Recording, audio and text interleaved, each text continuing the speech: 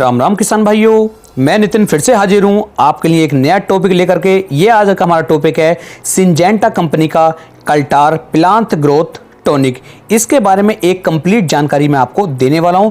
इसका उपयोग आप अपनी फसलों पे किस समय पर कर सकते हैं, क्या इसकी डोज रहेगी, क्या इसकी कीमत रहेगी, क्या इसके फायदे हैं और साथ ही साथ इसका उपयोग करने से हमें कुछ नुकसान भी देखने को मिलते हैं या फिर कोई भी नुकसान नहीं होता है। क्योंकि अब जो है आम का सीजन चल पड़ा है और आम के खेत के अंदर आम की जो खेती बाड़ी किसान भाई करते हैं वे इसका उपयोग बहुत ज़्यादा करते हैं। तो इसके बारे में आपको एक संक्षिप्त जानकारी मैं आपको इस वीडियो में देने वाला हूं, यानी कि A to Z कंप्लीट जानकारी आपको मिल जाएगी सिंजेंटा के कल्टार प्लांट ग्रोथ टॉनिक के बारे में कि किस तरीके से इसका उपयोग करके आप ज्यादा मात्रा में फल और फूलों की संख्या को बढ़ा सकते हैं और अपनी फसल की पैदावार को किसान भाइयों किस तरीके से आप जो है बढ़ा करके एक अच्छी आमदनी प्राप्त कर सकते हैं। तो चलिए शुरू करते हैं आज का अपना टॉपिक। यदि अभी तक आपने अपने भाई के चैनल को सब्सक्राइब नहीं किया है तो चैनल को सब्सक्राइब कर लीजिए। मैं हूं नितिन और आप देख रहे हैं अपना फेवरेट चैनल फर्टिलाइजर एक्सपर्ट। यदि किसी भी एक टॉपिक के ऊपर वीडियो बनवानी चाहते हैं तो नीचे कमेंट सेक्शन में आप बता सकते हैं। उसके तुरंत बाद लगभग 1 से 2 दिन के अंदर ही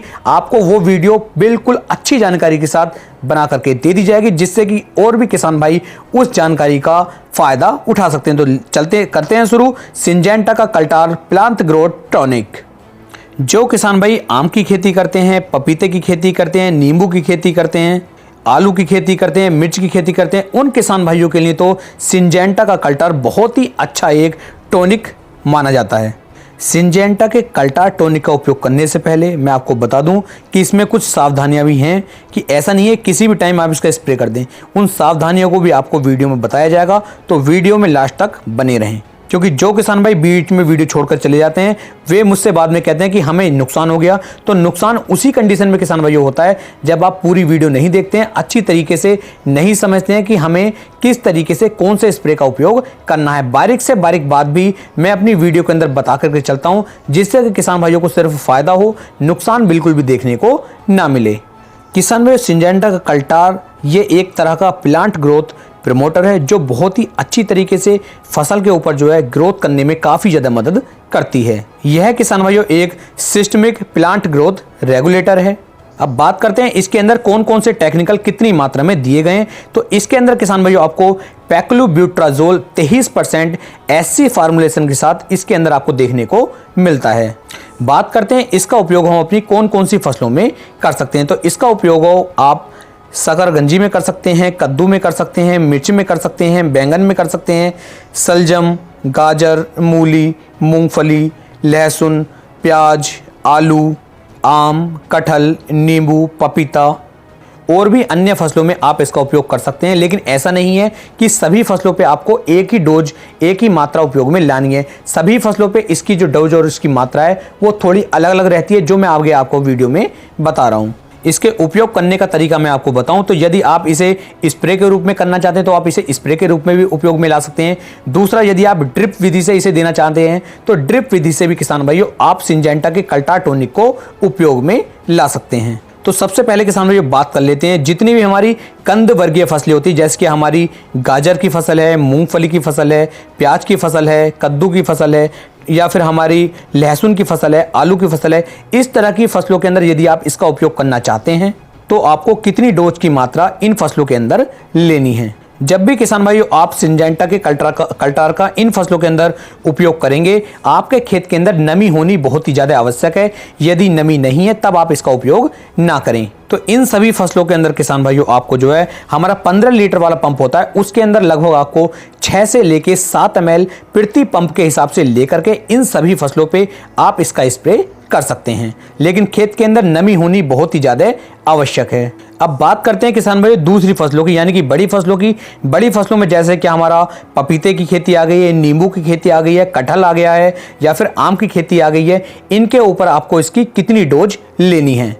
क्योंकि दोनों फसलों में अलग अलग डोज है। जो हमारी कंद वर्गीय फसलें हैं उनके अंदर 15 लीटर पानी के अंदर आपको 6 से 7 ml की मात्रा उपयोग में लानी है, और जो ये हमारी आम, कटहल, नींबू और पपीते की खेती है इनके अंदर जो डोज की मात्रा है तो इस वाली फसल में, इन चारों फसलों के अंदर किसान भाइयों आपको लगभग 20 से 25 ml जो हमारा सिंजेंटा का कल्टार टॉनिक होता है, इसका उपयोग एक पेड़ के ऊपर करना होता है। ऐसा नहीं है कि पेड़ यदि छोटा है तो आप छोटे पेड़ पे भी 20 से 25 ml के हिसाब से इसकी मात्रा का उपयोग करेंगे। यदि बड़ा पेड़ है, अच्छा वृक्ष है जिसके ऊपर बहुत अच्छी मात्रा में फल आते हैं, बड़ा पेड़ है, उसमें उसके ऊपर आपको कम से कम 20 से लेके 25 ml कल्टार टॉनिक को लेना होगा और इसका उपयोग उस पेड़ के ऊपर स्प्रे के रूप में अच्छी तरीके से करना होगा। अब बात कर लेते हैं ड्रिप विधि की, कि जो किसान भाई ड्रिप विधि में इसे देना चाहते हैं, चाहे तो वो आपकी कंद वर्गीय फसलें हो, चाहे वो आपकी जो हमारे आम केला ये वाली फसलें हैं, इनके अंदर यदि आप ड्रिप विधि से देना चाहते हैं तो ड्रिप विधि में आपको इसकी कितनी मात्रा लेनी होगी। तो ड्रिप विधि में किसान भाइयों आपको लगभग 60 से लेके 70 ml प्रति एकड़ के हिसाब से आपको आलू, प्याज, लहसुन, सलजम, हरी मिर्च या फिर जितनी भी कंद वर्गीय फसलें हैं, इन सभी फसलों में आपको 60 से 70 ml प्रति एकड़ के हिसाब से आपको ड्रिप विधि में इसे आप दे सकते हैं।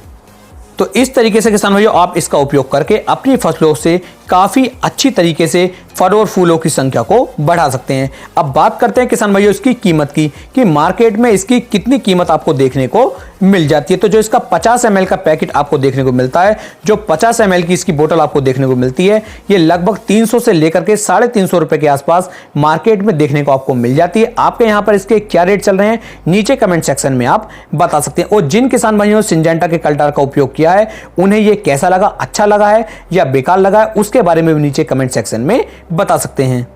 अब किसान भाइयों बात करते हैं इसके फायदे, कि इसके आखिरकार हमारी फसलों में क्या क्या फायदे देखने को मिलते हैं। तो जितनी भी किसान भाइयों आपकी कंद वर्गीय फसलें हैं, चाहे तो लहसुन की फसल हो, प्याज की फसल हो, आलू की फसल हो, गाजर की फसल हो, सभी फसलों के जो कंद हैं, जो इनका आकार है, ये बड़ा होना शुरू हो जाएगा। इनके साइज के अंदर बढ़ोतरी आपको देखने को मिलेगी। यानी कि आप ये कह सकते हैं, यदि पहले जो हमारा साइज था 4 mm के आसपास का था, तो इसका उपयोग करने के बाद जो साइज होगा वो बढ़ना शुरू हो जाएगा, इंक्रीज होना शुरू हो जाएगा। तो इसका ये बहुत बड़ा बेनिफिट आपको देखने को मिल जाएगा। लेकिन जब भी इसका उपयोग करना है, खेत के अंदर नमी होनी बहुत ही ज्यादा आवश्यक है।